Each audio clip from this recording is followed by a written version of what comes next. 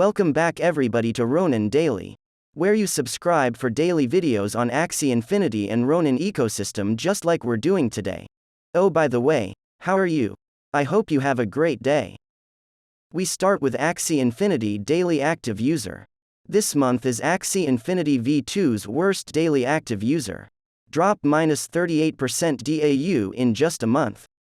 Dropping from 1.2 million to 744,000. How will Axie Infinity face this situation? There are a lot of problems with NFT games and play to earn, including Axie Infinity. 90% of NFT games will more than likely go to zero, adding fuel to the scam or P&D narrative. Some games well-intentioned, with others being outright rug pulls. The first problem is most of the games aren't deep enough for long-term engagement. This one is pretty easy. As a gamer who has done professional esports tournaments and events and gamed all their life, current NFT games are super shallow. The guy who wrote this article is Bill Elefros, has been in game industry for 11 years starting with Beat Esports. Unfortunately, the good will only goes so far. It's similar to the beginning of the free-to-play era. Tons of garbage while being bombarded with microtransactions and very questionable gameplay. Compounding the issues are the pressure to build consistently, create economic output for gamers, and maintaining a healthy economy for your game. Wow, what a fun fact!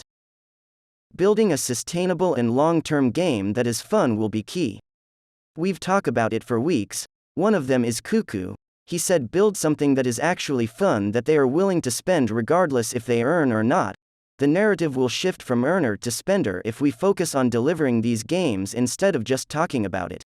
Next is the most common topic in community: economics aren't sustainable. Some said tokenomics, some said game economics. The grand majority of play-to-earn games are not sustainable at the moment. The current trend is token release, large pump and then large dump. Token mint ratios get out of control and excess supply becomes a big problem. It makes the token inflation rallying up like there is no tomorrow. I was tweet about the SLP inflation on Twitter, you can search or scrolled up. The price dropping so hard for months due to inflation. This raises the question of, is this a game first or an investment simulator first? Creating game depth and not just burn mechanisms that prop up investment players is key to long-term sustainability. Example in Path of Exile, currency is burned while crafting and acts as a sink. The economy is balanced around the multiple layers of in-game currency with rarer and rarer currency. Philip L.A. shared about Axie Infinity team latest thinking and plans for solution of that problem. 1. Making the game more competitive. 2. Testing crafting progression. 3. Introducing SLP and NFT runes, charms. Meta changes can destroy economic balance. From an NFT gamer standpoint, this can be financially punishing due to the costs of some NFTs. This is incredibly tough to solve. Gaming should be the primary focus, and attracting gamers who understand meta changes can help. There are a lot of Axie Infinity meta that back and forth, like Cute Bunny Termi, Aqua Heal Tanker, Rimp, Shrimp Aqua Poison, Reptile Terminator, Bug Discard, Backdoor Poison, and so on. The barrier to entry is high. Imagine telling someone they have to spend $1,500 to own assets into a game. Then, you have to tell them that their investment can decrease by a significant amount over a period. Barrier to entry needs to be reduced in order to create longer-term value for everyone involved in the space. Axie Infinity has no barrier to entry. You can play Origin free. If you want get the Axie NFT, you just need $7 each for floor price. This is not an Axie Infinity problem anymore. Expectations of retail investors is insanely high. Devs have to balance extremely short-term needs versus building long-term, and trying to build a game. When Binance, devs do something, fix price, are just some of the comments constantly found in Discords. A lot of the expectations in NFT gaming is that you must make a return on your investment, while in regular that's not the case. You buy a game, sit down and enjoy it. Retail investors need to provide teams time to build while also not investing more than they can afford to lose. At the moment, expectations are sky high to get things done immediately without understanding what goes on into game. But in other hand, retail have their own perspective. One of NFT content creators, KG, said short-term thinking is the excuse some teams use to make the community feel bad when in reality it's the team who is incompetent. What do you think? Macro issues still have a large impact on NFT games. For now, most play-and-earn games are coupled and impacted by broader economic markets. Once games are more decoupled economically, they'll be able to avoid broader news or it won't have as much impact. All NFT games have big correlation with Bitcoin price movement. Play-to-earn games are games in which the main goal is to earn. The game's progress revolves around getting profit.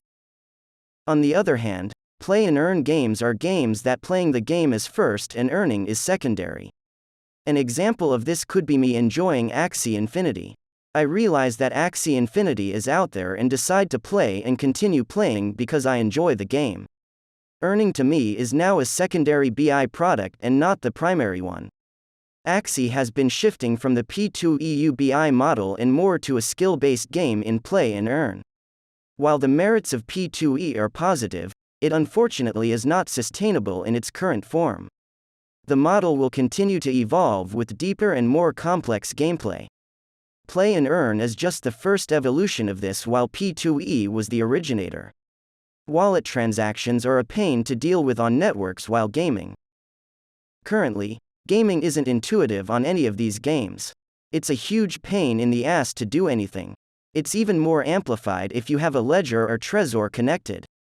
Want to go somewhere? Go confirm that transaction. Want to craft an item? Go confirm that TX and so on. Oh, blockchain issue? Tough shit. Go wait a bit while they fix stuff. Gas too low? The first team to put a game that individuals don't know is on the blockchain or doesn't have constant transactions could be a big winner in the space. Technical feasibility may limit this, but there could be options such as game first, NFT, crypto second, while offering DEXs and other crypto-friendly items. Axie Infinity has Ronin wallet for the solution. It's user-friendly and anyone can use it on mobile device. Rugs and scamming teams galore. Anonymous team? No history? Promising the moon? Red flags. Be careful out there. Try to look and invest in teams that have funding rounds from legitimate investment firms. Do research on the founders and their previous work. Read white papers and try to look for overly complex buzzwords that mean nothing. If your gut says something, avoid it. Despite all the cons listed above, Bill Elefro's still optimistic about the future of NFT games. However, as an industry, and there needs to be a maturation period and cleaning up in order to grow beyond what it currently is.